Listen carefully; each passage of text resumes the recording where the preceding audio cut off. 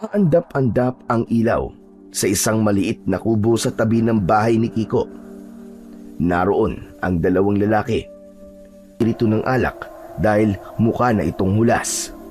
Nakayuko. Hawak pa rin ang baso na tila ayaw nitong bitiwan. Si Kiko naman ay nakakunot ang noo at tinititigan lamang ang kanyang kasama at parang binabasa kung ano ang iniisip. O talaga? Talagang kabisado mo na ako, ha? Oo naman.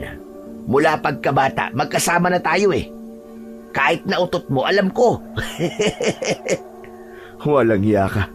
Kung ano sinasabi mo. Sige na. Tagay pa tayo. Ako lang yata ang nalalasin dito eh. Ikaw, siguro dinadaya mo ako, no? Uy, hindi ah. Nakarami na din ako tulad mo, no? Pero hindi lang talaga ako madaling malasing. Wala naman akong problema eh. Hindi mo naman lolokohin ah. Dadagdagan mo lang. Kita mo to si Raulon to. Hindi nga, ayoko. Huwag mo akong buyuin, ha? Demonyo ka talaga eh, no? Bad influence ka, pare. Kaya walang sumiseryoso sa ina chicks eh. At least I can collect and collect. Di ba? Ganun naman yun eh. Eh di ikaw na. Ay, nako. Oh, ang lalim nun ah. Sino kaya sa inyo may diferensya? Wala, pare. Wala may diferensya sa amin. Ha? Paano wala? Aba, imposible naman yun. Paano di kayo makabuo? Ilang taon na ba kayo nagsasama? Alam mo, pare, hindi ko alam kung maiintindihan mo eh. Nabitak na parang dumadaloy mula sa sentro patungo sa gilid. Ipinakita niya ito sa kanyang kaibigan kasabay ng isang makahulugang tingin. May mutya ka, pare? Alam mo to? Aba, oo naman. Nakakita na ako ng ganyan dati. Pero ibang klase naman ng mutya yun. Eh yan, ano yan? Ang tawag dito, pare. Nuka mo. Paano naman mangyayari yun? Basta. Malakas ang suspetsya ko na ito ang dahilan kung bakit di kami magkaanak ni Charlene. Eh kung ganon, tol, bakit di mo nalang ipamigayan? O di kaya naman na itapon mo? Malas naman pala yan eh. Hindi ganun kadali yun, tol. Pamana to eh. Hindi ko basta-basta pwedeng i-dispatcha to. Kasi sabi ng lolo ko, kailangan kong mahanap ang kalahati nito para mabuo ko ang kapangyarihang taglay nito. Kung itatapon ko to, mas malaking kamalasan daw ang dadanasin ko. At kung di ko to mabuo, malas pa rin. Anak ng syuta, tol. Ang lakas din naman ng trip ng lolo mo, no? Siguro di ka mahal nun. Di ka na nga pinamanahan ng yaman. Iniwanan ka pa ng malas at problema. Hindi naman siguro ganun, Kiko. Baka kaya ibinigay sa akin to eh. Alam ng lolo ko na ako makakahanap ng kalahati ng mutya na to. Pero tol, kung mabuo yan, saan mo naman nagagamitin? Gagamitin ko daw to para mapuksa yung mga masasamang nilalang. Alam mo naman si lolo, di ba? Isa siyang dating antingero at gusto niya ako ang susunod sa mga yapak niya. Sabi niya kasi, darating muli ang mga aswang na nakalaban niya noon para magiganti. Kaya kailangan kong buuin. Hindi mangyayari yan, tol. Alam mo kung bakit? O bakit? Kasi ako yung aswang. Si Raulo. Kung ano nung pinagsasabi mo. Okay, Tams? Pag ako nagsabi, ayaw mo maniwala. Totoo nga. Aswang ako. Tigilan mo na nga ako, Kiko. Wala ako sa mood sa mga biro mong ganyan, ha? Hindi ako nagbibiro, Dante. Hindi niyo ba napapansin? Tuwing kabilugan ng buwan, nawawala ako. Tuwing may alagang hayop na nawawala, ako rin ang wala. Kiko, anak ng teteng oh. Seryoso ka ba? O kita mo tong lokong to. Sira ulo. Tigilan na nga lang natin tong usapan na to. Ang mabuti pa eh, bumili ka pa ng alak natin. O, itong pera. Bumili ka na rin ng pulutan. Yan! Yan ang gusto ko sa'yo. Galante! Solve na naman tayo sa inuman ito. Mabubusog na naman ang bahay alak ko. Umalis na si Kiko na masayang masaya bit-bit ang pera. Naiwan naman si Dante sa kubo. Marahang hinahaplos-saplos ang mutya sa kanyang mga kamay. Pagkaraan ng ilang oras, nagpatuloy ang kanilang inuman at hindi na namalayan ang oras. Halos 3:00 na ng madaling araw nang sabay sila halos antukin at tuluyan ng malasing. Sabay, wala na rin sa kanyang tabi si Kiko. Malinis na rin ang kubo kung saan sila nag-inom. Dahil tahimik ang buong paligid ng bahay nila Kiko, ay umuwi na lang ito. Nakita niyang bukas na ang pinto ng kanilang bahay. Diretso siyang pumasok at nakita niya roon ang kanyang asawang si Charlene na galing sa loob. Sawang-sawa na ako. Palagi nilang ganito. Suko na ako. Huwag na tayong umasa na magkakaanak pa tayo. Ano? Charlene naman, huwag naman ganyang kaagad. Baka may ibang paraan pa. Siguro kailangan lang natin ng konting panahon pa. Saan ka ba galing? Inumaga ka na naman ng uwi tapos ganyan ka. Amoy alak ka. Nagkasiyahan kami ni paring Kiko dun sa bahay niya. Sorry na, Pangga. Paminsan-minsan lang naman to eh. Anong paminsan-minsan? Habang nakikipagkasiyahan ka doon, ako dito problemado. Umiiyak. Hindi makatulog. Wag mo lang isipin yung negatibo. Dun tayo sa positibo, Pangga. Saka, hindi pa naman natin nalalaman kung ano talaga ang diferensya sa atin. Yun nga eh. Bakit ba kasi ayaw mo magpatingin? Ilang beses na kitang niyaya. Pero ayaw mo. Lagi kang umiiwas. Ano ba talagang kinakatakutan mo, ha, Dante? Wala. Ano naman dapat kong katakutan? Takot na malaman mo. Anong dahilan mo? Bakit ayaw mo akong buntisin? Asawa mo ba talaga ako? O baka naman may tinatago ka sa akin? Ha? Ano namang itatago ko sa'yo? Abay, sinisigurado ko lang. Baka mamaya niloloko mo lang pala ako. Mabuti pa. Tara sa kwarto. Gawa tayo ng baby. Para hindi ka na nagsusungit. Tumigil ka nga dyan. Magmula ngayon, Dante. Maghihiwalay na muna tayo ng tutulugan. Hanggat di mo sinasabi sa akin ng dahilan kung bakit di tayo magkaanak. Hindi mo ako maahawakan. Ano? Teka naman, ba't naman ganun? Tanong mo yan sa lelang mo. Ba? Nakakarami ka ng babae ka! Nakaramdam ng pagkapikon si Dante nang marinig ang sinabing yun ng kanyang asawa. Hindi niya namalayan na naiamba na niya ang isa niyang kamao at takmang susuntukin ng asawa sa muka. Ngunit bago pa man dumapo yun sa muka ni Charlene, napigilan niya ang kanyang sarili. Sasaktan mo ko?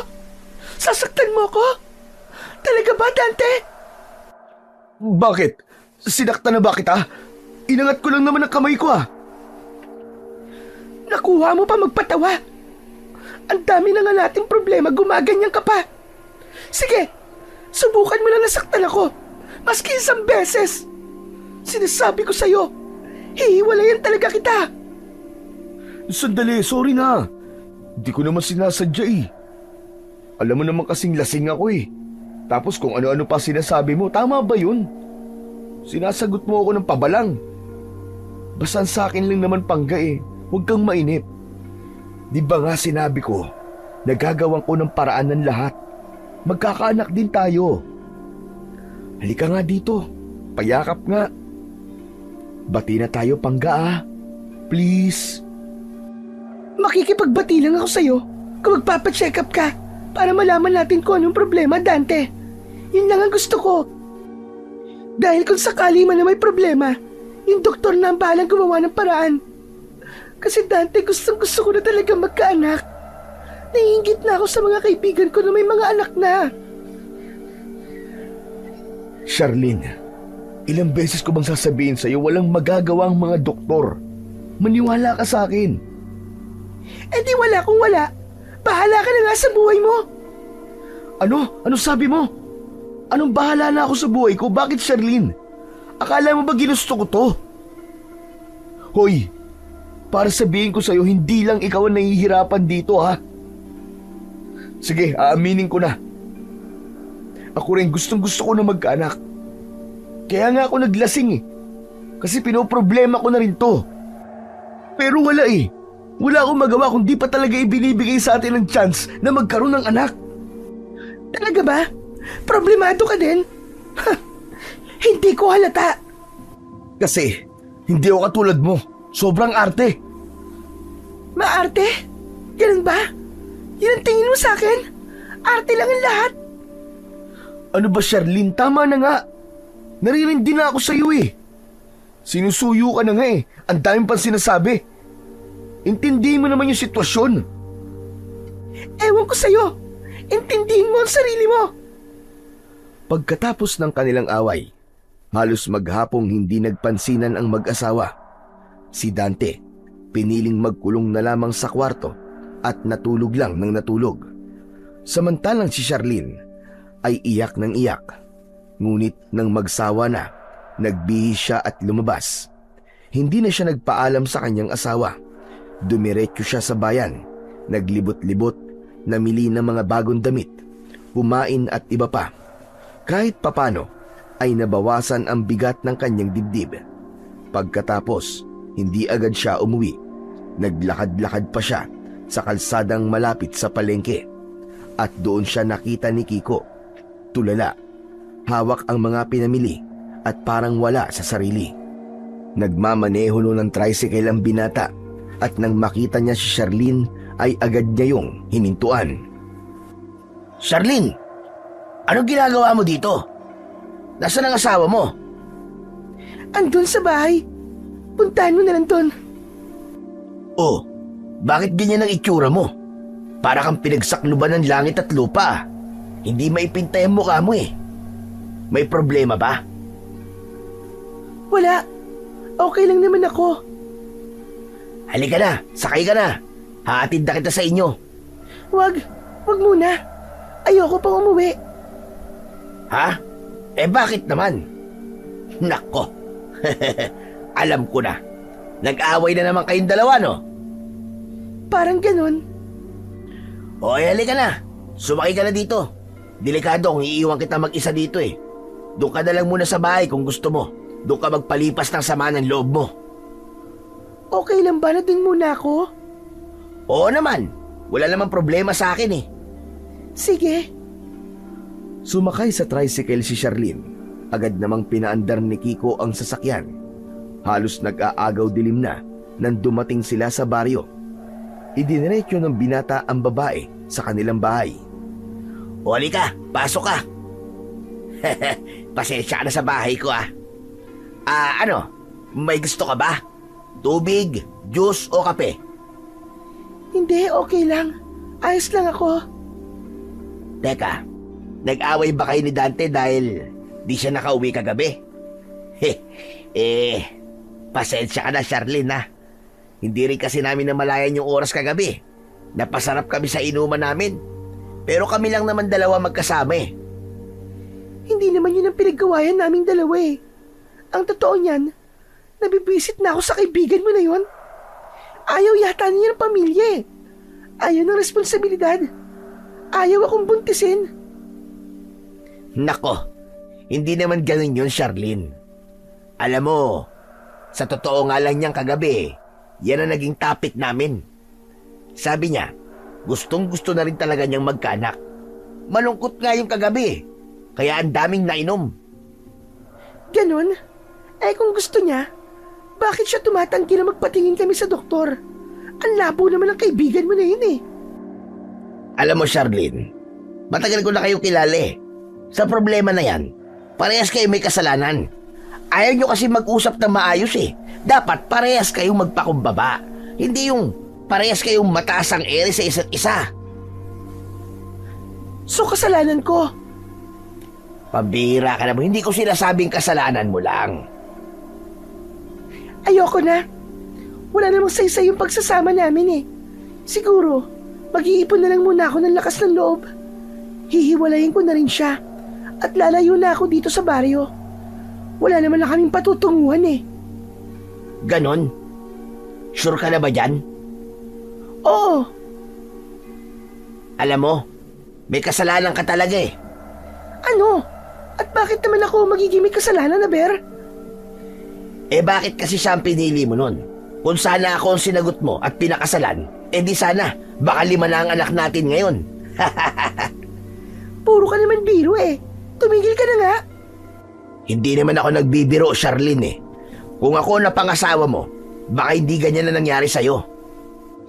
Malay ko bang ganitong sasapitin ang buhay ko sa piling ni Dante? Akala ko nun, tama ang desisyon ko. Ang akala ko, siya na talaga ang para sa akin. Pero ngayon, parang gusto kong bumalik sa nakaraan. Kung alam ko lang, sana ikaw na lang ang pinili ko eh. O ngayon, nagsisisi ka na. Oo, Kiko. Kung alam ko lang talaga kung gaano kabigat ang kapalit ng mga desisyon ko nun, sana hindi na lang ako nagpakatanga. Sana nakinig ako sa puso ko.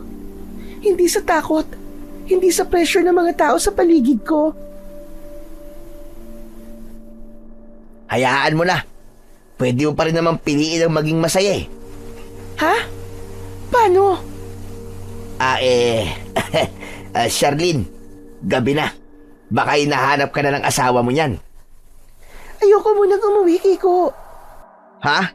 Sigurado ka? Baka mamaya magalit na ang asawa mo sa'yo, lalo na kapag makita ka dito. Wala akong pakialam kung magalit siya. O sige, kung yan ang gusto mo dito ka na lang. May bakanting kwarto naman Doon ka na lang muna matulog kung talagang ayaw mo pang umuwi. Salamat ha. Hanggang ngayon, ang bait mo pa rin sa akin. Nako, wala yun. Alam mo, minsan ko na rin naisip na kung ikaw na lang sana ang napangasawa ko, di sana'y maayos ang buhay ko ngayon. Paano kaya kung ikaw ang pinili ko nun? Siguro, iba ang takbo ng buhay ko ngayon. Ibang-iba talaga. Kung ako yun, hindi ka mamomroblema. Lahat ng gusto mo, ibibigay ko. Ang sarap naman pakinggan nun, Kiko, na may mga taong handang gawin ng lahat para sa taong mahal nila. Hindi ko alam kung matutuwa ako o maiiyak eh. Kasi wala na eh. Hindi na pwedeng balikan ng nakaraan. Aba, bakit naman hindi? Wala namang masama kung ipaglalaban mo ang kaligayahan mo, di ba? Kung talagang hindi ka na masaya, bakit mo pa ipagpapatuloy? Hindi ganun kadali, Kiko. May mga bagay na hindi na basta pwedeng bitawan. May asawa akong pinakasalan. Kahit ganun siya, asawa ko pa rin siya. Pero ikaw, paano ka? Kailan mo pipiliin ang sarili mo, Charlene? Kailan mo ako pipiliin? Gusto ko lang malaman mo. Hanggang ngayon, ikaw pa rin Nang marinig ni Charlene ang mga salitang binitiwan ni Kiko, tila biglang tumigil ang kanyang mundo. Napatitig siya sa mukha ng lalaki. Lumakas ang pagkabog ng kanyang dibdib. Hindi niya inaasahan ang tanong na yon. Diretso, tapat at puno ng damdamin. Napayuko siya ng pilit at di alam kung ano ang kanyang isasagot sa tanong na yon. Ramdam niya ang bahagyang pagkawindang at pagkalito. May bahagi sa isip niyang nagsasabing maaaring mangyari ngayon, pero mas malakas pa rin ang tinig ng konsensya niya na di dapat, lalo na't kaibigan ito ng kanyang asawa. Umiling siya ng bahagya, hindi para sagutin si Kiko, kundi para pigilan ang sariling bumigay. Alam niyang sa oras na piliin niya si Kiko, may masisira at hindi pa siya handang harapin ang magiging kapalit. Okay ka lang ba? Ba't parang namutla ka bigla? Oo, Kiko. Ayos lang ako.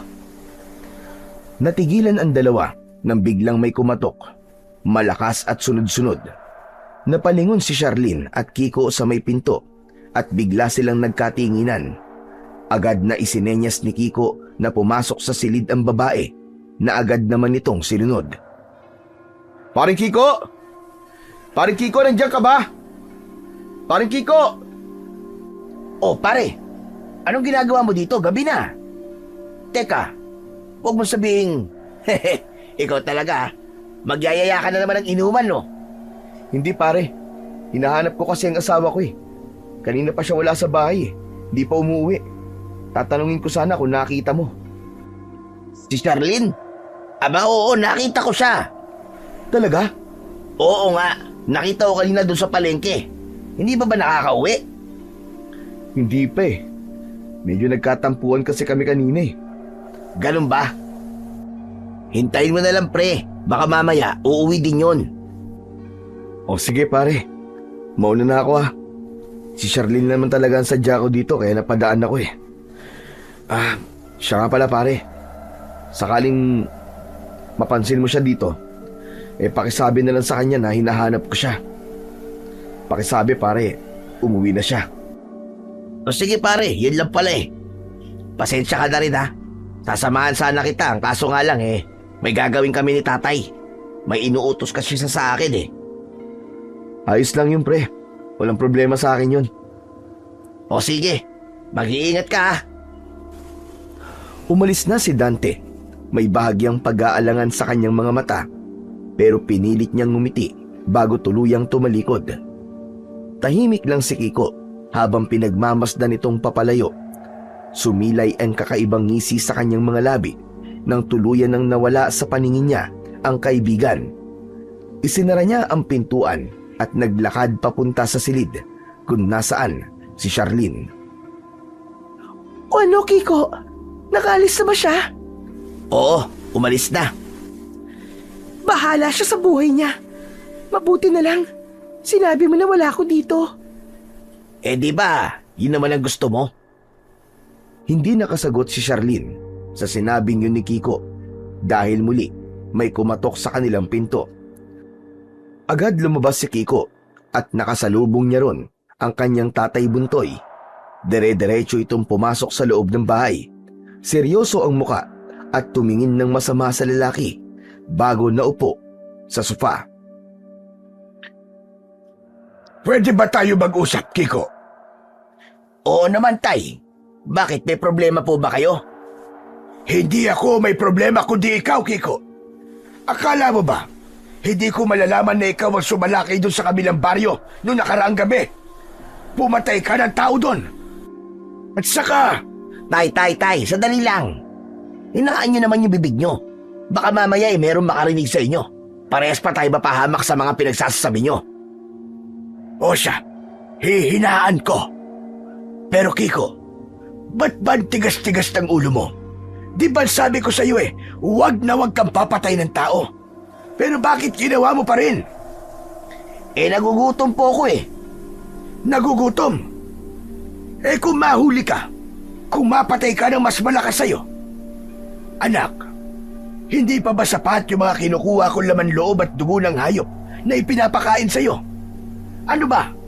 Bakit kailangan mo pang gawin yon? Iba po kasi ang kabusugan kapag sariwang karne at dugo ang nakakain ko, tay. Hinahanap po yun ang panlasa ko. Hindi ko po mapigilan. May usapan tayo. Di ba't kabayaran sa pagpapalaki ko sa'yo ay ang pangako mong hindi ka gagawa ng ganyan? Hindi kita pinalaki para pumatay ng mga inosente, anak. Pero tay, huwag mo ako matatay-tatay. Hindi ko kukonsintihin ng ganitong gawain mo. Minsan pa, Kiko. Patawarin mo ako, pero kung kailangan kang puksain, hindi ako magdadalawang isip. Ho? Papatayin niyo po ako? Papatayin niyo ang sarili niyong anak para lang sa pesting tungkulin niyo bilang tagatugis ng aswang? Manahimik ka. Buong buhay ko, yun ang naging gawain ko. Kaya wag mong tinatawag na peste ang gawain yon. At saka isa pa, alam mo namang di kita anak, hindi ba? Pinalaki kita kasi naawa ako sa'yo nun. Umaasa ako na di mo mapupuntahan ang landas na yan. Pero ano ito? Mukhang nagkamali ako. Ay, huwag ka na magalit. Sige na. Promise, hindi ko na ulit gagawin yon. Huli na po yun. Siguraduhin mo lang, Kiko. Sinasabi ko talaga sa'yo. Hindi kita sasantuin. Opo, Tay. Sorry na po. Tay, pwede ko na po bang kunin yung kwintas ko? Hindi pa. Ho? Akala ko po ba kapag nasa tamang edad na po ako ibibigay niyo na po yun sa akin. Abay, 35 na po ako Bakit hanggang ngayon ayaw niyo pa rin ibigay sa akin? Dahil hindi pa oras, Kiko. Nag-aalala ko dahil hindi ko pa alam kung ano ang magiging epekto nito sa'yo. At saka sa mga pinaggagawa mo ngayon, baka mamaya magamit mo lamang ito sa hindi tama. Grabe naman kayo sa akin, Tay. Kinukuha ko lang naman yun kasi yun ang natitirang alaala sa akin ng mga magulang ko. Akin naman ho yun Bakit hindi niyo maibigay sa akin? Hindi ko binibigay sa'yo dahil ayaw kong gamitin mo ito tulad ng paggamit ng mga kalahi mo na ginamit sa masama ang kapangyarihan ng mutya. May tungkulin ako, Kiko. At kahit mahal kita at itinuring na anak, hindi ko hahayaang magkaroon ka ng isang malakas na kapangyarihan na gagamitin mo lamang sa maling gawain. Pahala na nga kayo. Kung ayaw niyong ibigay, edi sa inyo na. Kunwari pa kayo Pero ang totoo, pinag-interesan niyo na yon, kaya ayaw niyong ibigay sa akin. Abat, talagang iba na ang tabas ng dila mo Hindi ko gusto yon. Huwag mo kong ganyanin. Kailanman, hindi ko pag-iinteresan ng isang bagay na pagmamayari ng isang masamang nilalang. Ang mutyang yon, kailangan mo ng malinis at gawing dalisay. Dadalisayin? Pagmamayari nga ng mga aswang yun Bakit mo nilinisin? Bakit mo pakikialaman? Hindi naman sa'yo yun. Akin na! Hindi nga pwede! Di wag! Sa'yo na! Buisit! Galit na nagdabog si Kiko. Tinalikuran niya si Tatay Buntoy. Si Tatay Buntoy ang kinilalang ama ni Kiko. Sanggol pa lamang si Kiko nang matagpuan siya ng matanda sa gitna ng damuhan. Isang ulilang sanggol na anak ng mag-asawang aswang na siya mismo ang pumatay. Bilang isang matagal ng albularyo at tagapuksa ng mga nilalang ng dilim, tungkulin ni Tatay Buntoy na lipulin ang masasamang nilalang. Ngunit nang makita niya ang sanggol, hindi niya nagawang tapusin ang buhay nito. Sa kabila ng alam niya na ito ay anak ng aswang, nanaig sa kanya ang awa at paniniwalang maaaring magbago ang kapalaran ng bata kung palalakihin sa tamang paraan. Inuwi niya si Kiko at pinalaki ito na parang sariling anak, sa disiplina, sa takot sa Diyos at sa kabutihang asal. Ginawa niya ang lahat upang ilayo ang bata sa anino ng madilim nitong pinagmulan. Ngunit habang lumalaki si Kiko, unti-unti ring nagising ang kanyang likas na pagkatao. Nagsimulang magbago ang kanyang panlasa. Napapansin ni Tatay Buntoy ang labis na pagkahumaling ng binata sa amoy ng dugo at ang pagtitig nito sa mga taong tila may pagnanasa. Pinilit naman itong pigilan ni Kiko, pero sa tuwing dumarating ang kabilugan ng buwan, hindi niya mapaglabanan ang sarili sa labis na uhaw at pagkagutom sa laman at dugo ng tao. Samantala, dahil tumalikod na ang binata, husa na ring umalis ang matanda. Si Tatay Buntoy ba yun? Oo. Mukhang nagtatalo yata kayo Narinig mo ba yung mga pinag-usapan namin? Hindi. Bakit ba? Ako ba yung dahilan kung bakit kayo nag-aaway? Hindi.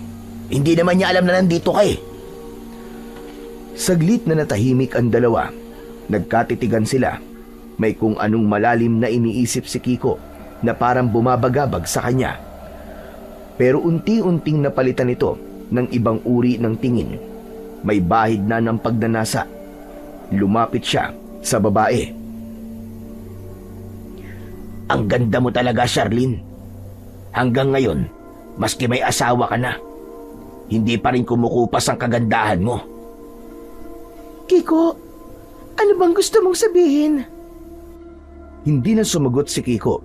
Sa halip, marahan niyang hinawakan ang pisngi ng babae. Nagulat si Charlene. Bahagyang umatras pero hindi ganap na tumanggi. Ramdam niya ang init ng palad ni Kiko at ang bigat ng titig nito. Charlene, pwede namang maging tayo, di ba? Pwede mo naman akong piliin. Hiwalayan mo na si Dante. Tayong dalawa na lang ang magsama. Bumuo tayo ng isang masayang pamilya. Pero Kiko, hindi madali ang sinasabi mo. Wala akong pakialam kung gaano ito kakomplikado. Alam mo bang, matagal ko nang pinapangarap to, na makasama ka sa iisang silid. At saka, Dahan-dahang inilapit ng lalaki ang kanyang muka at tangkang hahalikan ang babae. Pero bago pa mangyari yun, nakaiwas si Charlene. Iniyuko nito ang kanyang ulo. Wag, Kiko. Malito. Huwag natin tong gawin. Nakikiusap ako sa'yo. Ayoko magkasala sa asawa ko. Ayoko maging maduming babae ako. Asawa pa rin ako ni Dante. asawa mo nga, pero hindi ka na masaya sa kanya. Ano pang kinakatakot mo? Pag-isipan mo itong mabuti. Kung magtatagal ka pa kay Dante, mas lalo ka lang masasaktan. Tapos, hindi kayo magkakaanak. Ako, maski ilan, kaya kong ibigay sa'yo. Naguguluhan ako. Anong gagawin ko, Kiko? Charlene, alam mo kung anong gagawin mo. Sa gabing iyon, nilamon si Charlene ng kapusukan at pagtataksil. Sa gitna ng katahimikan ng gabi, nanaig ang silakbo ng damdamin sa pagitan nila ni Kiko. Ang bawat haplos ay tila apoy na unti-unting tumutupok sa natitirang katinuan niya. Nagtagpo ang kanilang mga labi at sa halip na tumutol, pumikit si Charlene at hinayaan niyang mangyari ang hindi dapat na mangyari.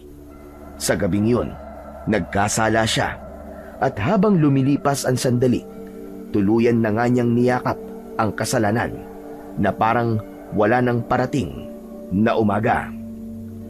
Pagkatapos nun, kapwa sila hingal at pagod. Dahan-dahan siyang niyakap ni Kiko mula sa kanyang likuran. At sa kabila ng bigat ng katotohanang pumayag si Charlene na manatili sa mga bisig ng lalaking hindi naman niya asawa, magkayakap silang natulog. Kinabukasan, marahang gumalaw si Charlene. Idinilat niya ang kanyang mga mata habang ramdam pa rin ang init ng mga bisig ni Kiko na nakayakap sa kanya. Maingay na sa labas at ang liwanag ng araw ay marahang sumisilip na sa pagitan ng kurtina. Kiko! Kiko, umaga na! Ano ba yun? Kiko, ano ba? Gumising ka na! Paano pa ako makakalabas nito? Hindi ako pwedeng makita ng kahit na sino na lumalabas sa bahay mo. Anong gagawin natin? Mamayang gabi ka na umuwi. Wala naman makakakita sa'yo dito eh. Pero yung asawa ko, baka hinahanap pa rin ako nun. Wala akong pakialam sa asawa mo. Pero, O sige na, sige na. Titsempo tayo mamaya kapag walang tao sa paligid. Diyos ko, ano ba itong nagawa ko? Anong nagawa sinasabi mo? Huwag mong sabihin na nagsisisi ka sa nangyari sa ating dalawa. Mali ito eh. Maling-mali ito, Kiko. Paano naging mali? Eh di ba, nag-enjoy ka naman? Hindi nakaimik si Arlene. Tila tinamaan siya sa matalim na salitang binitiwan ni Kiko. Totoo, nagpadala siya sa tukso sa init ng katawan at sa damdaming pansamantalang lumunod sa kanya. Hindi ko alam kung paano ko haharapin si Dante. Haharapin mo siya tulad ng dati. Wala namang makakaalam na nangyari sa ating ito eh. Di ba? Hindi. Tama na to, Kiko. Ito na ang uli. Hindi na ito mauulit. Anong hindi na mauulit? Naangkin na kita, Charlene. Ibig sabihin nun, akin ka na. Hindi mo ako pagmamayari, Kiko. Kahit nagkasala ako, may karapatan pa rin akong lumayo sa'yo. Talaga? Heh, eh paano kung sabihin ko sa asawa mo nangyari sa atin? Ano? O ano, gusto mo? Saan papunta to? Ano bang gusto mo? Sandaling natahimik si Kiko. Tumayo siya at isinuot ang kanyang pang-ibabang damit. Humakbang siya papunta sa mesang naroon sa kanyang silid. Kunwari na may hinahanap. May kailangan ako sa asawa mo. At gusto ko, tulungan mo ko. Tulungan? Sa ano? Ang mutyang suot ni Dante. Yun ang kailangan ko. Kapag nabigay mo sa akin yun, mananahimik na ako. Mutya? Anong mutya ang sinasabi mo? Hindi ko alam yun. Yung kwintas na palaging suot-suot niya. Kunin mo at ibigay mo sa akin. Teka, sandali. Ano bang itsura nun? Kwintas yon na may malakristal na palawit. Ang kulay nun ay parang may bahid ng bughaw at luntian. Tapos, parang kalahati lang. Parang biyak, ganon. Yun ang tinatawag na mutya ng kambal kwago. Mutya ng kambal kwago? Ano naman ang gagawin mo ron? Gagawin mo pa ako magdanakaw eh. Basta, kailangan ko yun. Susubukan ko. Pero teka, matanong nga kita. Yung nangyari sa atin, kaya mo ba ginawa yun ay dahil nandito? Para ma-blackmail mo ko, Kiko? Anong sinasabi mong blackmail? Siyempre, ginusto ko yung nangyari, no? Totoo namang gusto kita eh. Alam mo, Charlene, matagal ko nang pinapangarap to. Kung gusto mo, ngayon pa lang eh, dito ka na tumira. Huwag ka nang bumalik sa kanya. Tahimik si Charlene. Hindi niya alam kung paano sasagutin ang tanong ni Kiko habang hawak pa niya ang kumot sa kanyang dibdib. Ramdam niya ang bigat ng mga sinabi ng lalaki. Naguguluhan siya sa kung ano ang dapat niyang maramdaman ng mga oras na yon. Ngunit bago pa man niya malaman ang sagot, biglang bumukas ang pinto ng kwarto. Lahat sila ay nagulat at walang agad na nakakilos. Parang tumigil ang oras. Nakatayo sa pintuan si Tatay Buntoy. Nanlalaki ang mga mata ng matanda. Ang mga mata nito ay nagpalipat-lipat kay Charlene at kay Kiko. Kumunot ang noo niya nang makitang nakahubad, pawisan at tanging shorts lamang ang suot ni Kiko. At sa kama ay naroon naman si Charlene. Balot ng kumot, magulo ang buhok at malinaw na kagigising pa lamang. Anong kalokohan ito? Tay, teka lang. Magpapaliwanag ako. Hindi ko kailangan ng paliwanag mo. Nakita ko na ang dapat kong makita. Diyos ko, Kiko. Asawa yan ng kaibigan mo si Dante. Alam ko, Tay. Pero, mag-usap muna tayo. Bakit mo nagawa to, Kiko? Tay, mahal ko si Charlene. Mahal? Alam mo mali ito, hindi ba? At ikaw naman babae ka. Bakit mo to ginawa sa asawa mo? Abay, kagabi ka pa niya hinahanap doon sa kubo ko sa bukid. Nag-alala ako sa'yo. Tapos andito ka lang pala. Ano bang pumasok sa kukutin yung dalawa? Nasisiraan na ba kayo ng bait? Nanginginig ang boses ng matanda sa sobrang galit. Napailing siya ng paulit-ulit. Napaluwa naman si Charlene dahil sa labis na kahihiyan na inabot. Samantalang si Kiko naman ay tahimik lang na nasa tabi. Magbihis ka na! Ayusin niyo ang mga sarili niyo! At baka mamaya may makakita sa inyo! Umalis si Mang Buntoy sa pinto at pumunta sa sala. Iniwan ang dalawa na halos hindi na mag-imikan. Agad na nagbihis si Charlene at inayos ang kanyang sarili. Saka lumabas at sumunod sa matanda. Laglag ang balikat na naglakad na rin si Kiko matapos itong magbihis. Tumuloy sila sa sala at doon ay hinarap sila uli ng matanda. Pero bago pa man sila makapagsimula, dumating si Dante. Magandang umaga po. Oh, Charlene, nandito ka? Halos sabay-sabay silang napalingon sa pinanggalingan ng boses na yon. Yun ay walang iba kundi si Dante. Labis-labis ang naging kaba ni Charlene nang makita ang muka ng kanyang asawa. Nagtatanong ang mga mata nito at ang kamao ay nakakuyom at halatang nanginginig. Si Tatay Buntoy ang bumasag sa katahimikan. Nako Dante, mabuti na lamang at dumating ka. Ang totoo niyan papunta na sana kami sa inyo Di ba nabanggit mo sa akin kagabi na nawawala ang asawa mo at hindi umuwi? Hindi naman namin itinuloy ang lakad namin ni Kiko. Hinanap namin ang asawa mo doon sa bayan. Doon namin siya nakita. Tulala at umiiyak na mag-isa. Po, kung ganun hinanap niyo pala siya?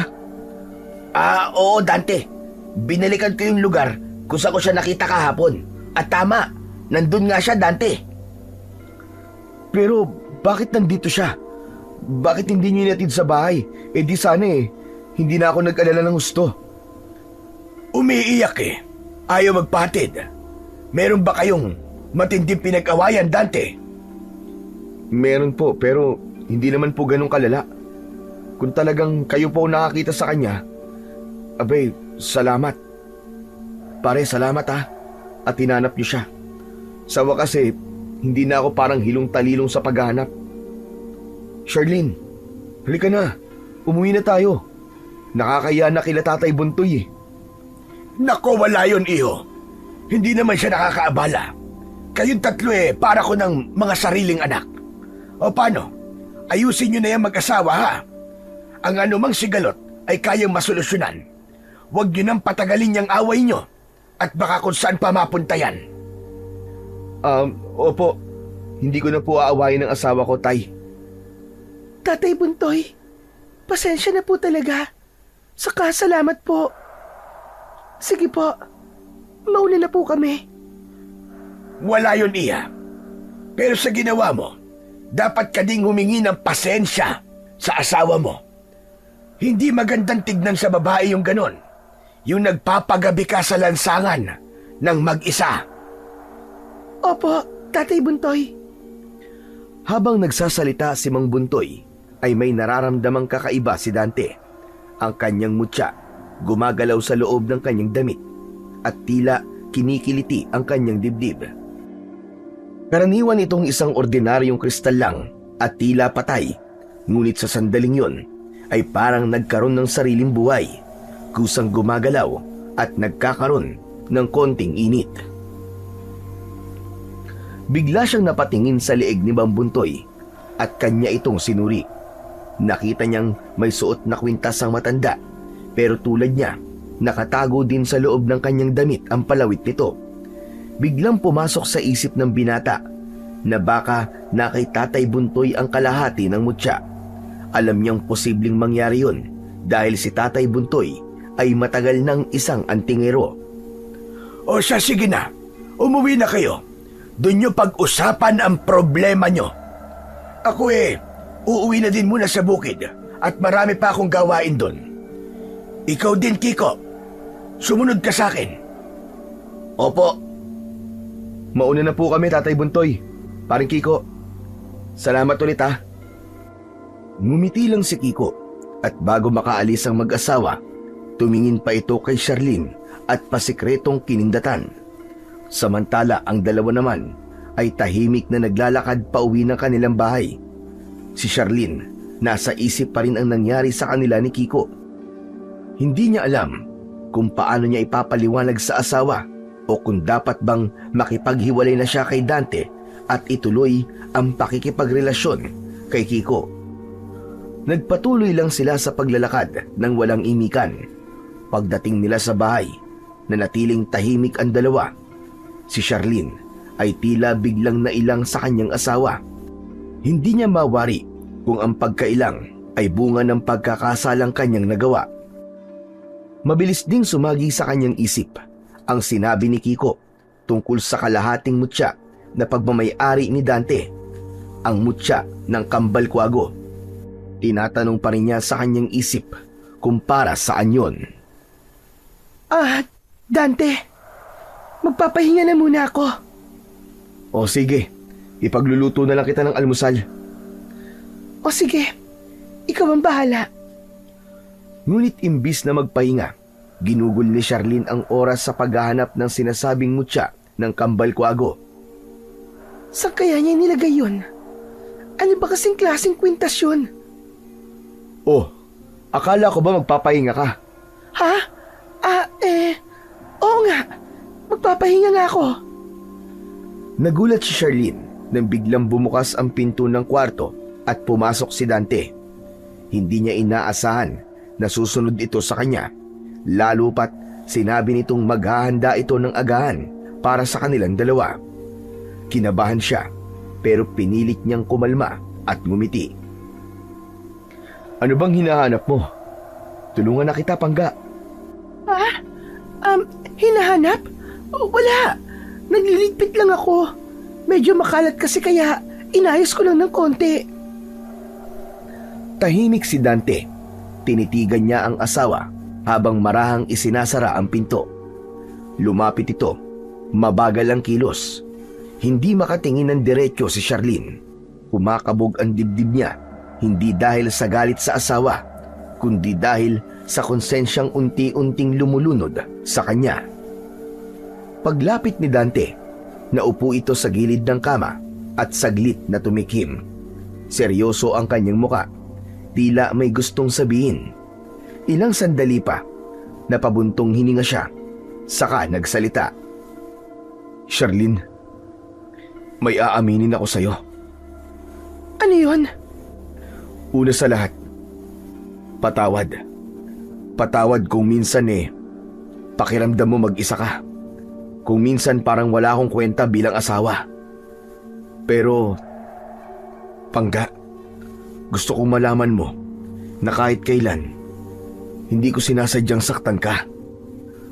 Napatingin si Charlene sa lalaki. Hindi niya mabasa kung saan papunta ang sasabihin yun ni Dante, pero mas lumalakas ang kabog ng dibdib niya.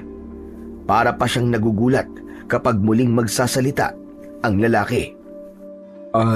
Pangga, ayoko magpa-check up kasi maaaring alam ko na yung dahilan Ang totoo niyan may tinatago kasi ako sa'yo. May tinatago ka sa akin? Ano yun? Charlene, may mutya ako at marahil ito ang dahilan kung bakit hindi tayo magkaanak. Ano? Dahan-dahang inilabas ni Dante mula sa kanyang kwelyo ang mutya. Napasinghap si Charlene dahil naisip niyang yun ang mutyang pinapakuha sa kanya ni Kiko. Sabihin mo nga, Dante. Paano naging dahil sa mutya? Dahil may sumpa o kapalit ang mutya, Charlene. At tiyak kong ang hindi natin pagkakaroon ng anak ay dahil sa sumpa. Kung ganun, bakit hindi mo pa yan itapon?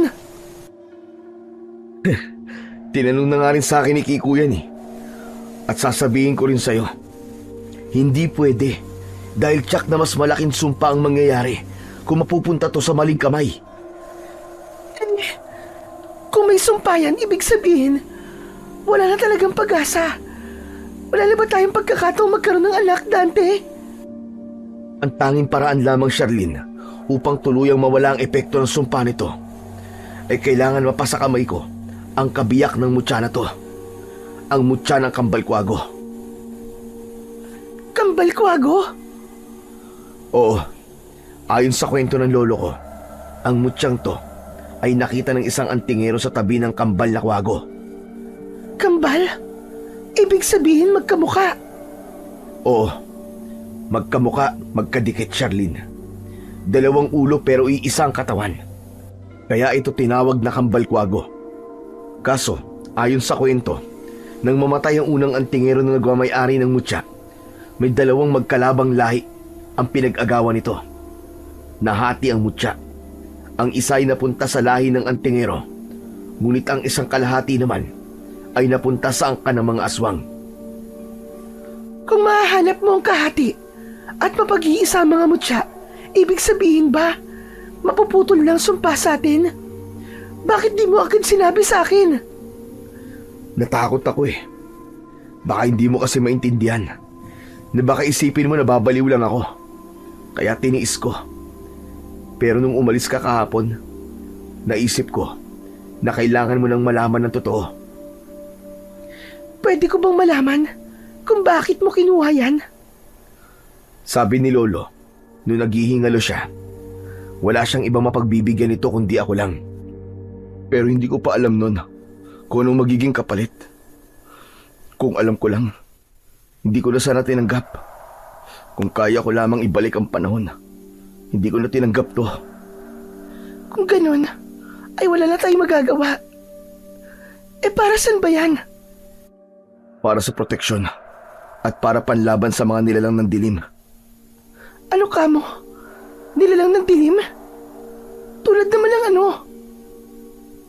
Tulad ng aswang. Amot siyang ito daw. Kaya akong bigyan ng sapat na lakas at tapang para kalabanin ang mga yun. Ano? Para lang doon? Parang ang liit naman yata ng kapalit kumpara sa nawala sa atin. Patawarin mo ko, Charlene. Kung kaya ko lang isuko ang mutyang ito ngayon din, ginawa ko na. Kung kaya ko lang bawiin ang desisyong yun, kahit kapalit pa ang buhay ko, ibibigay ko, Charlene. Pero wala eh. Kapag kasi nakuha ng mga aswang ang bagay na to at napagtagumpay ang pag-isahin, magkakaroon sila ng kapangyarihan na hindi kayang pantayan ng kahit na kanino. Talaga? Oo. Makokontrol nila ang mga hayop, ang kalikasan at pati ang isip ng mga tao. Kaya hindi ko to pwedeng basta itapon o ipamigay, Charlene. Sana maunawaan mo ko. Kaya pala. Pero sana, sinabi mo pa rin sa akin kagad. Sana, hindi na tayo nagka-problema, Dante. Hindi ko kagad sinabi sa'yo kasi gusto kitang protektahan eh. Ayokong masali ka sa gulong pwede kong kaharapin sa paghahanap ng mutya. Paano mo nga pala hahanapin ang kalahati niyan? Mukhang alam ko na ngayon kung na kanino ang mutya. Ha? Na kanino? Kay Tatay Buntoy. Malakas ang pakiramdam ko nasa kanya to. Ano? Paano naman mapupunta yun sa matanda? Aswang si Tatay Buntoy? Hindi. Imposible maging aswang ang matanda. Matagal na siyang kilala bilang isang mabuting albularyo at antingero dito sa atin. Kaya sigurado ako na hindi siya aswang. Kung nasa kanya man ang mutya, alam kong may dahilan. Kung ganun, paano mo yan kukunin sa kanya? Kakausapin ko siya kagad. Posibleng mamayang hapon. Mamayang hapon? Parang narinig ko silang nag-uusap kanina ni Kiko. Ang sabi, may pupuntahan daw sila. Naku, ganun ba? Mabuti pa ngayon na. Baka sakaling maabutan ko pa siya. Sandali lang. Pwede bang saka mo na lamang gawin yan? Ha? Bakit naman? Ano kasi, Dante? Masama kasi ang pakiramdam ko. Baka pwedeng dumito ka na lang muna. Talaga? Ano bang masakit sa'yo? Nilalagnat ka ba o kung ano? Hindi naman. Parang nangihina lang ako. Baka stress at puyat lang yan, Langga. Mabuti pang matulog ka na lang muna. Sige, hindi na muna ako aalis. Dito na lang muna ako. Babantayan kita. Ako mag-aasikaso sa'yo. Talaga? Oo, Charlene. Sorry ha. Promise, sisikapin ko maging maayos tayo ulit. Ayoko masira ang lahat ng meron tayo. Kaya sana mapatawad mo ko.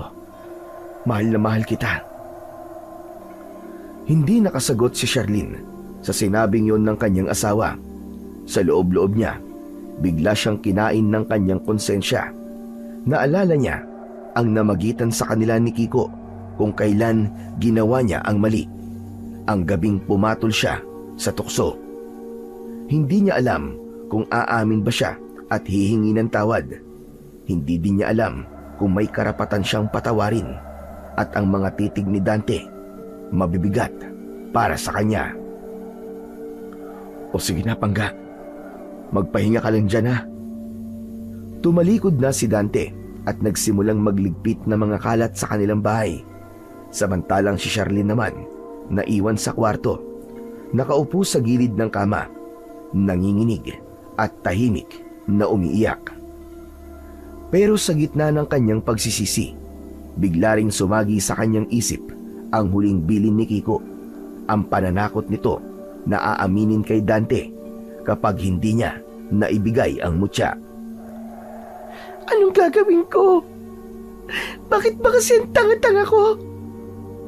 Bakit ko hinayaang mangyari to? Litong-lito ang babae sa kung ano ang dapat niyang gawin.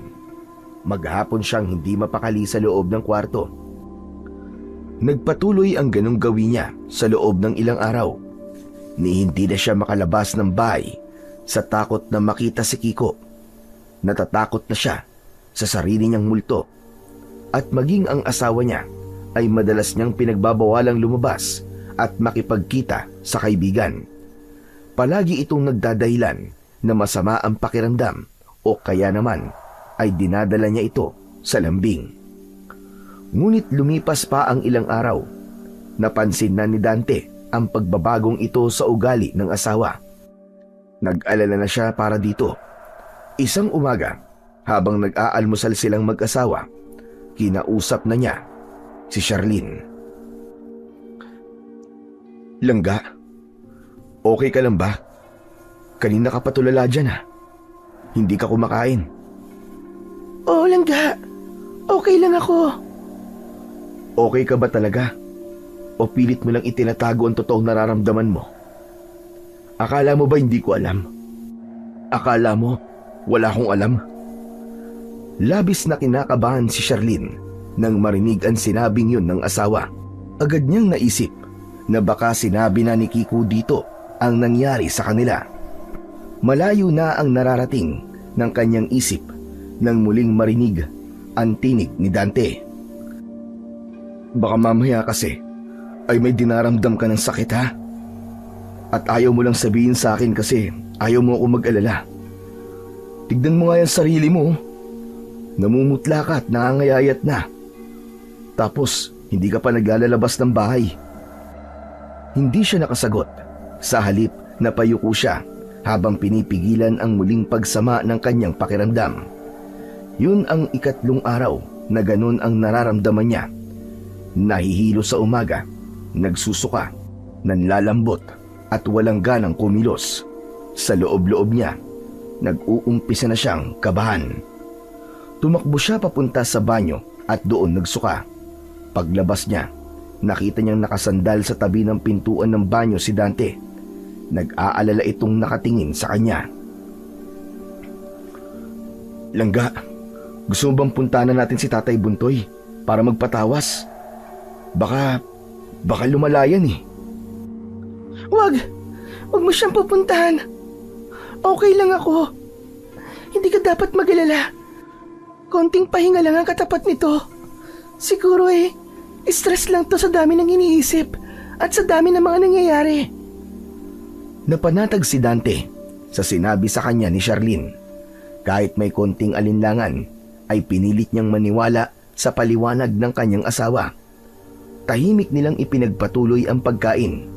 Pinagmamasdan pa rin ni Dante ang asawa, pero hindi na ito muling nag-usisa pa. Pagkatapos nilang kumain, agad na inayos ni Charlene ang pinagkainan. Pilit niyang itinago ang kaba at ang sama ng pakiramdam para hindi na magduda ang asawa. Habang abala si Dante sa panonood ng TV sa sala, palihim na nagtungo siya sa kwarto at kinuha ang isang pregnancy test kit. Lumakad siya papunta sa banyo. Isinara niya ang pinto at marahang umupo sa inidoro. Nanginginig ang kanyang mga kamay habang binubuksan ang test kit. Ilang minuto lang, pero tila habang buhay ang lumipas habang hinihintay niya ang resulta. Nang lumabas ang dalawang guhit, tila bumagsak ang buong mundo sa harapan niya. Positibo. Tuluyang napasalampak sa sahig si Charlene. Hawak-hawak niya ang kit. Umiiyak siya ng tahimik, pilit tinatakpan ang kanyang bibig para hindi siya marinig ni Dante. Ano tong nagawa ko? Hindi maaari. Hindi maaari ito.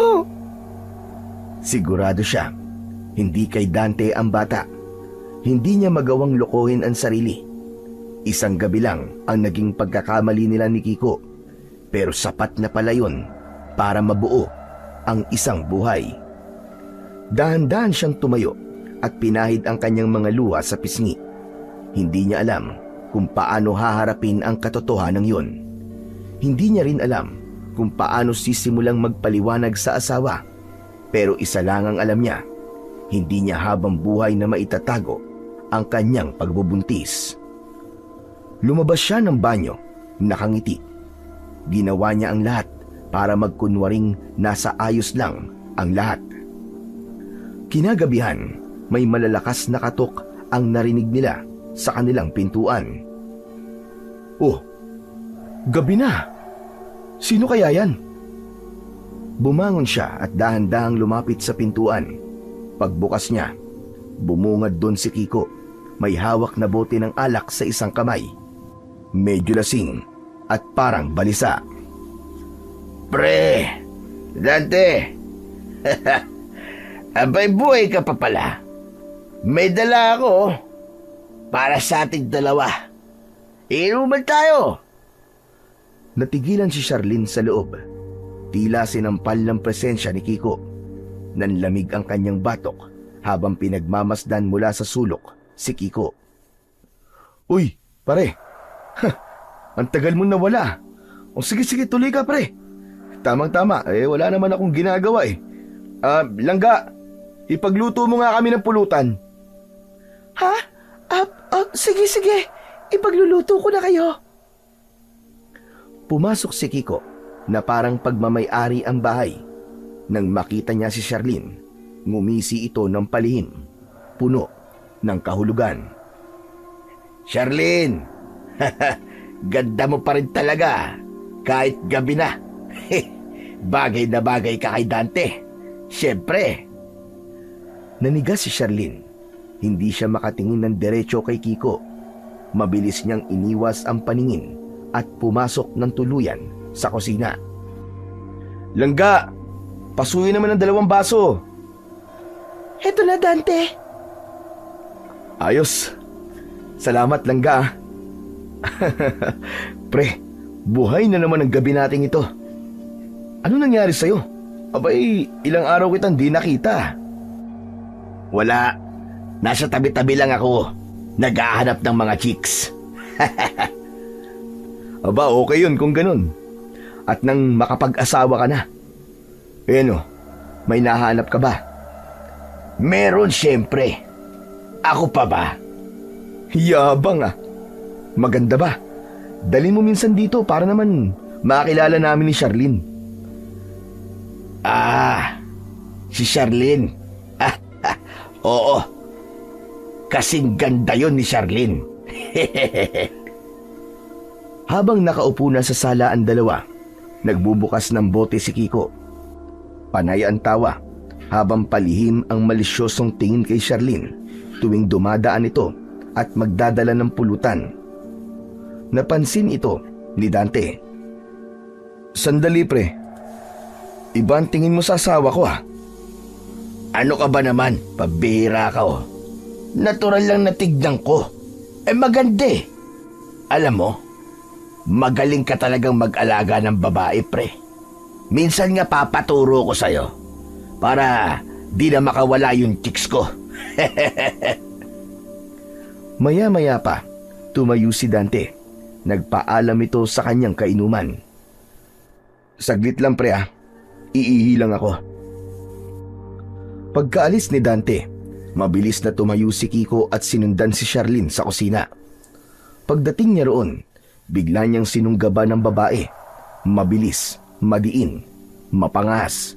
Hinila niya ito at hinalikan sa labi. Kiko, tama na, ayoko na.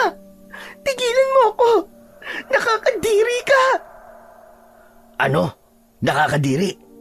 Nung gabing magkasama tayo, parang di mo naman ako tinutulak ng ganito ah. Mali yun, Kiko. Mali lahat, tama na. Huwag mo na akong guluhin. Anong sinabi mo? Tama na? Hindi pwede, Charlene. Baka nakakalimutan mo. Akin ka na ngayon. O baka naman, gusto mong malaman ni Dante tungkol sa atin. Gusto mong masira ang buhay mo?